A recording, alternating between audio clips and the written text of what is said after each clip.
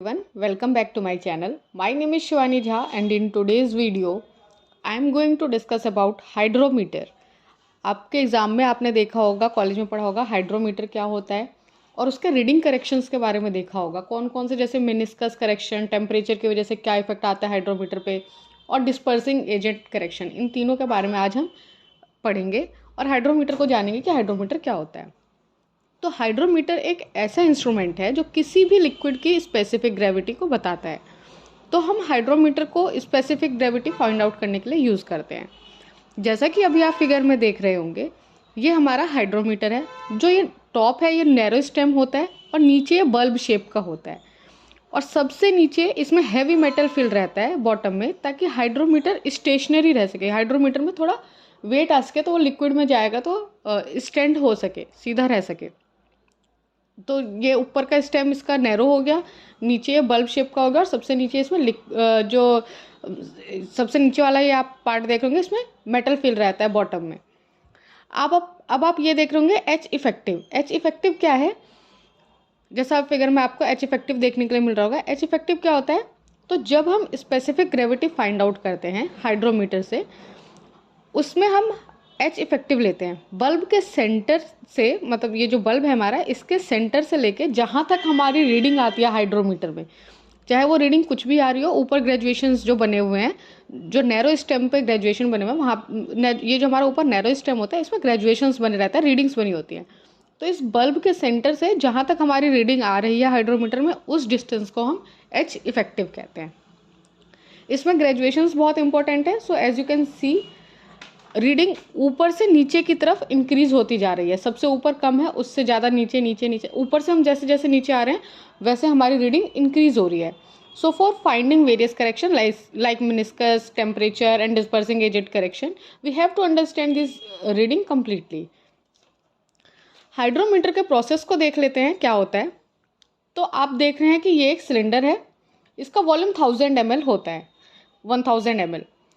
And हमने इसमें hydrometer लगा दिया रीडिंग देखने के लिए। तो जब हम इस वेसल में हाइड्रोमीटर, इस सिलेंडर में हाइड्रोमीटर लगाएंगे, तो जो लिक्विड है इसमें वो सरफेस टेंशन की वजह से मिनिस्कस फॉर्म करेगी।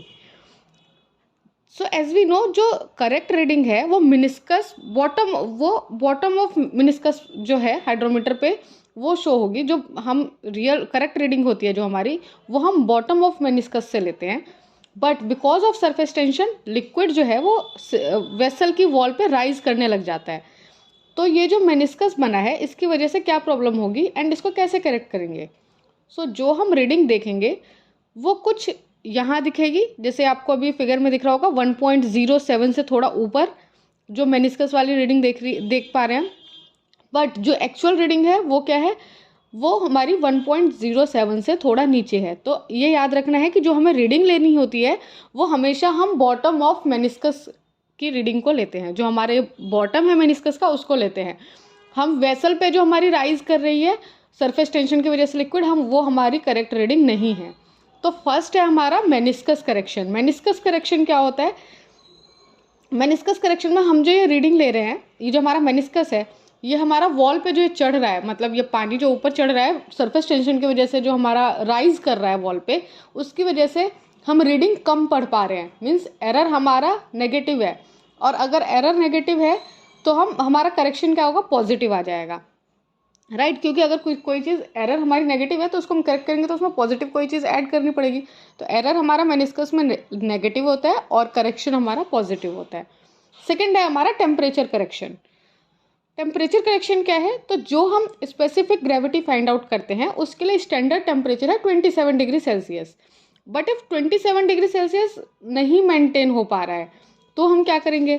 तो इसके लिए हमारे पास दो केस होते हैं। अगर हमारा टेम्परेचर 27 डिग्री सेल्सियस से ज़्यादा है, और दूसरा केस अगर हमारा 27 डिग्री सेल्सियस से हमारा टेम्परेचर कम है। तो हम दोनों ही केस को 1 by 1 देखते हैं। पहले हम केस 1 लेते हैं। अगर हमारा टेम्परेचर 27 डिग्री सेल्सियस से ज़्यादा है तो एज वी नो, जो लिक्विड है इस वेसल में, सिलेंडर में जो भी लिक्विड है उसकी विस्कोसिटी कम हो जाएगी। टेम्परेचर बढ़ेगा तो विस्कोसिटी कम हो जाएगी। तो अगर विस्कोसिटी कम हो रही है, एंड जैसा कि हमने वीडियो के स्टार्टिंग में डिस्कस किया था कि हाइड्रोमीटर में नीचे हैवी मेटल फिल होता है, तो विस्कोसिटी कम होने की वजह से हाइड्रोमीटर और नीचे आ जाएगा, और नीचे आ जाएगा मीन्स हम और ऊपर वाली रीडिंग को देख पाएंगे, मीन्स ऊपर की रीडिंग और कम हो जाएगी। जैसे जैसे नीचे आ रहा है रीडिंग बढ़ रही है, तो हम जो हमारा करेक्ट रीडिंग होगा उससे हम कम ही रीडिंग को पढ़ पाएंगे। तो इसमें भी हमारा क्या होगा, एरर जो है वो नेगेटिव हो जाएगा और करेक्शन हमारा पॉजिटिव हो जाएगा।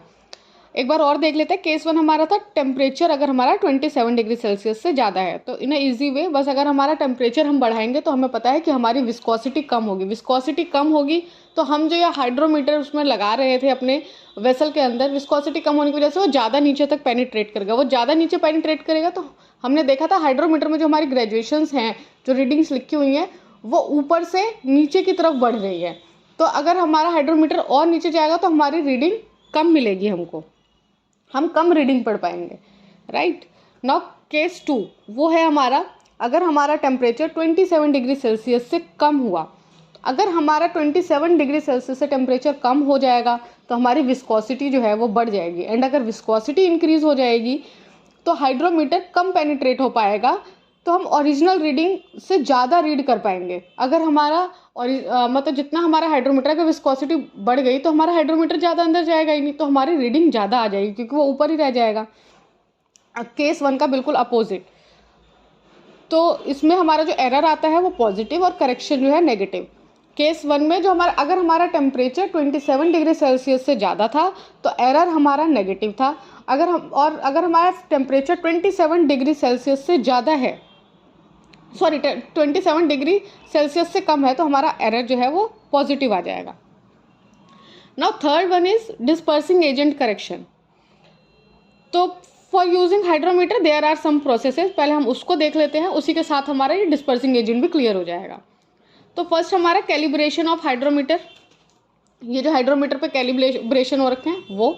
Second, pre treatment of soil. Pre treatment of soil क्या होता है, जब भी हम सॉइल टेस्ट करते हैं तो उसका प्री ट्रीटमेंट करते हैं, because soil also contain organic matter and calcium compounds. So for removal of organic matter and calcium compounds from soil it is known as pre treatment of soil. जो हम ये organic matter and calcium compound को remove कर रहे हैं soil से, उसी को हम प्री ट्रीटमेंट ऑफ सॉइल कह रहे हैं। उसी के बाद हमारा होता है dispersion of soil. Dispersion of soil क्या होता है, जो क्ले पार्टिकल्स हैं, जो कोहेसिव सॉइल हैं, वो आपस में मिलके एक बड़ा पार्टिकल फॉर्म कर लेते हैं। जब हम सेडिमेंटेशन एनालिसिस करेंगे तब हमें करेक्ट रिजल्ट नहीं मिल पाएगा, क्योंकि वो तो जितने भी कोहेसिव पार्टिकल्स हैं वो आपस में मिल गए हैं और पहले ही वो सेटल हो जाएंगे नीचे। तो ये जो आपस में सॉइल मिलके एक बड़ा पार्टिकल बना ले रहे हैं, इसी को डिस्पर्स करने के लिए, अलग अलग करने के लिए हम डिस्पर्सिंग एजेंट का यूज़ करते हैं। सॉइल पार्टिकल्स को अलग अलग कर देते हैं। ये कौन सा डिस्पर्सिंग एजेंट होता है, लाइक सोडियम हेक्सामेटा फॉस्फेट, ये सब हम यूज़ करते हैं। इससे क्या होता है, हमारा सॉइल जो है वो डिस्पर्स हो जाता है, अलग अलग हो जाता है, वो जो आपस में फ्लॉक बना रहे थे वो नहीं बनता है। एंड फोर्थ इज सेडिमेंटेशन, उसके बाद हम सेडिमेंटेशन करते हैं। तो डिस्पर्सन एजेंट करेक्शन क्या है, जैसे जैसे हम डिस्पर्सिंग एजेंट मिलाएंगे लिक्विड डेंस होती चली जाएगी। एंड एज वी नो कि अगर लिक्विड डेंस होगा तो हाइड्रोमीटर ज़्यादा पेनिट्रेट नहीं करेगा। अभी हमने पहले भी देखा तो टेम्परेचर के केस में अगर 27 डिग्री सेल्सियस से टेम्परेचर कम है तो हमारा विस्कोसिटी बढ़ जाएगी उसकी, और हाइड्रोमीटर ज़्यादा पेनिट्रेट नहीं कर पाएगा। सेम जितना हम डिस्पर्सिंग एजेंट उसमें मिलाते चले जाएंगे, हमारा लिक्विड डेंस होता चला जाएगा और हमारा हाइड्रोमीटर ज़्यादा पेनिट्रेट नहीं करेगा। अब हाइड्रोमीटर अगर ज़्यादा पेनिट्रेट नहीं कर रहा है, इसका मतलब हमें रीडिंग फिर से ज़्यादा मिल रही है, क्योंकि एज वी नो ग्रेजुएशंस जैसे हमने देखे थे कि ऊपर से नीचे की तरफ हमारे रीडिंग्स जो हैं वो बढ़ रही हैं। तो अगर वो ज़्यादा पेनिट्रेट नहीं करेगी, नीचे ही रह जाएगी, तो हमें रीडिंग एक्चुअल रीडिंग से ज़्यादा मिलेगी। तो हमारा जो एरर होगा इसमें पॉजिटिव होगा और करेक्शन इसका आ जाएगा negative. I hope you like this video, and if you like this video then please do like, subscribe and share this channel. Thank you for watching.